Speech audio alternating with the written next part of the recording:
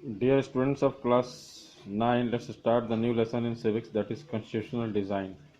Before starting the lesson, this is the chart that you should note it. Okay. Now the first topic here is uh, democratic constitution and in South Africa and need of a constitution. South Africa में constitution प्रजातांत्रिक संविधान का क्यों जरूरी है, कैसा है और संविधान की जरूरत क्यों है।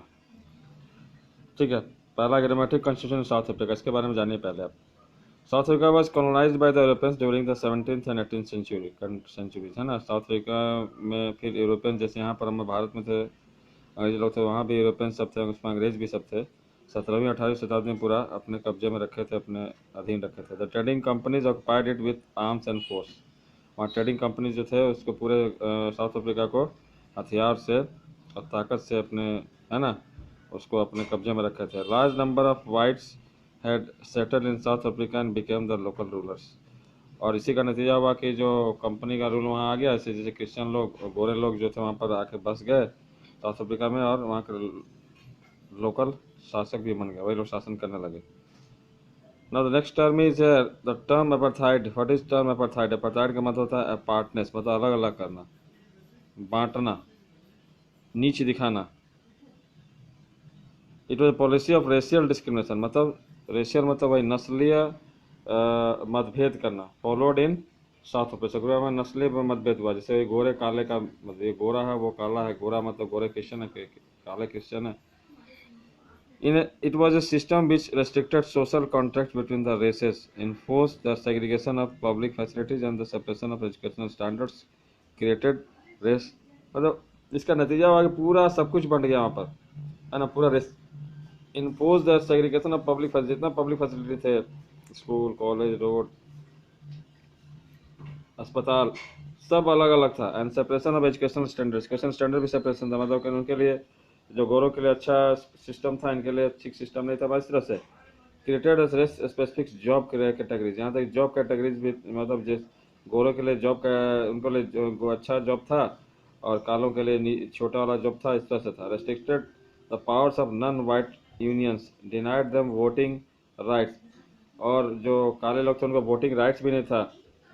And curb non white participation in the government, पूरा जो था non white participation in the government, मतलब कहने मतलब पूरा सरकार में जो था वाइट का ही न, उनके सरकार में नन पूरा वोटिंग राइट उनको नहीं था। नन वाइट मतलब वहाँ पर गोरों को ही पूरा अधिकार था, और जो गोरे नहीं थे उनको वहाँ पर गवर्नमेंट में कोई ये नहीं था, है ना।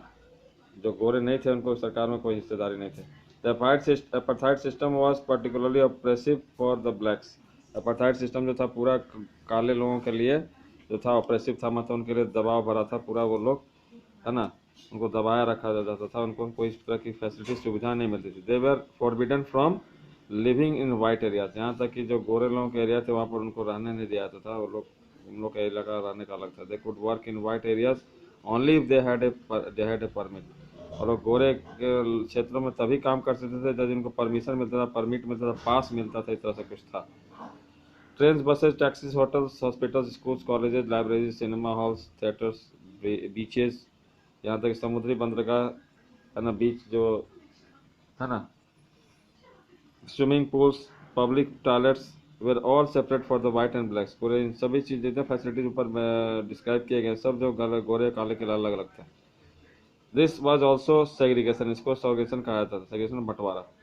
Blacks could not even visit the churches where the whites worshipped, यहाँ तक कि काले लोग उन चर्च में नहीं आ सकते जहाँ गोरे लोग पूजा प्रार्थना करते थे। They could not form associations और protest against the terrible treatments, है ना, वो लोग सभा नहीं बुला सकते थे, ग्रुप नहीं बना में जमा नहीं हो सकते थे, और कोई इस तरह का कोई काम नहीं कर सकते। Composition of South African population, वहाँ साउथ अफ्रीका पॉपुलेशन का कंपोजिशन कैसा था, बनावट कैसी थी, देखिए।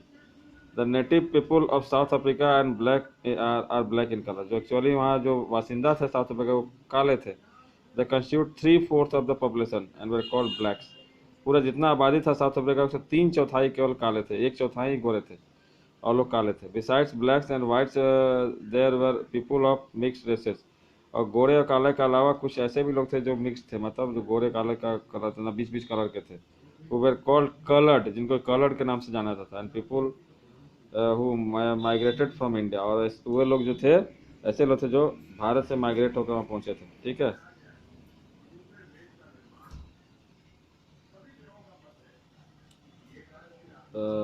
एंड माइग्रेटेड फ्रॉम इंडिया, ठीक है। Role of ANC in the independence of South Africa. अब ये देखिए, एएनसी अफ्रीकन नेशनल कांग्रेस है, इसका क्या रोल था साउथ अफ्रीका को आज़ाद कराने में। Since 1950 the blacks, coloured and Indians fought against the apartheid system. 1950 से ही जो वहाँ के काले लोग थे, जो कलर्ड थे, और भारतीय लोग कुछ वहाँ थे, वो लोग जो थे वहाँ पर अपार्थाइड सिस्टम के खिलाफ लड़ाई लड़ते रहे, ठीक है। They launch protest marches and strikes, यहाँ तक कि वो लोग विरोध रैली भी निकाले, स्ट्राइक भी किए। The African National Congress ANC was the umbrella organization. Umbrella मतलब वही एक बड़ा संस्था थी जिसके छत्र छाया में ये विरोध चल रहा था। जितने छोटे छोटे पार्टियां थे, सब जो ग्रुप थे, सब उनके छत्र छाया में विरोध कर रहे थे। That led the struggle against policy of segregation. The party included many workers unions and communist party, है ना। इसके अंदर जो है बहुत से वर्कर यूनियन भी थे इस एएनसी के नीचे छत्र छाया में, और कम्युनिस्ट पार्टी भी उसी के अधीन में काम कर रही थी। Many sensitive whites also join the ANC, यहाँ तक कि जो अच्छे वाइट्स लोग थे, जो सही जान रहे थे कि लोग अच्छे काम के लिए लड़ रहे हैं, वो लोग अफ्रीकन नेशनल कांग्रेस का समर्थन किए थे, उनको ज्वाइन कर लेते to oppose apartheid and played a leading role in the struggle. Several countries denounce apartheid as an unjust policy, बहुत से देश भी इस तरह के पॉलिसी का खिलाफ थे। That's the end of today's class, thank you.